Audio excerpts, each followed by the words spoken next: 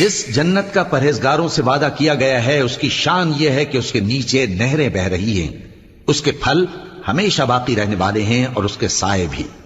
یہ ان لوگوں کا انجام ہے جو متقی ہیں، اور کافروں کا انجام دوزخ ہے۔ اور جن لوگوں کو ہم نے کتاب دی ہے وہ اس کتاب سے جو تم پر نازل ہوئی ہے خوش ہوتی ہیں، اور بعض فرقے اس کی بعض باتیں نہیں بھی مانتے۔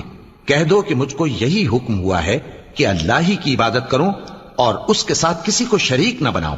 میں اسی کی طرف بلاتا ہوں اور اسی کی طرف مجھے لوٹنا ہے۔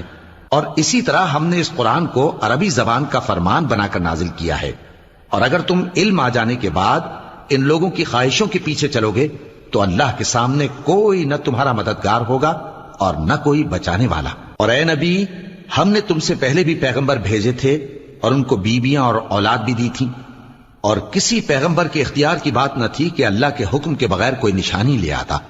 ہر حکم قضا کتاب میں لکھا ہوا ہے۔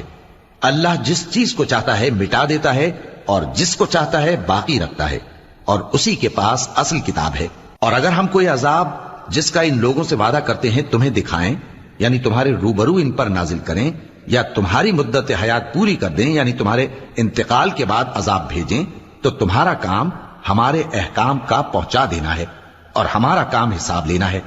کیا انہوں نے نہیں دیکھا کہ ہم زمین کو اس کے کناروں سے گھٹاتے چلے آ رہے ہیں، اور اللہ جیسا چاہتا ہے حکم کرتا ہے، کوئی اس کے حکم کا رد کرنے والا نہیں، اور وہ جلد حساب لینے والا ہے۔ جو لوگ ان سے پہلے تھے وہ بھی بہتیری تدبیریں کرتے رہے ہیں، سو تدبیر تو سب اللہ ہی کی ہوتی ہے۔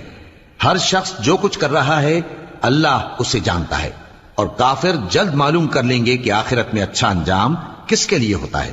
اور کافر لوگ کہتے ہیں کہ تم پیغمبر نہیں ہو۔ کہہ دو کہ میرے اور تمہارے درمیان اللہ اور وہ شخص جس کے پاس کتاب آسمانی کا علم ہے بطور گواہ کافی ہے۔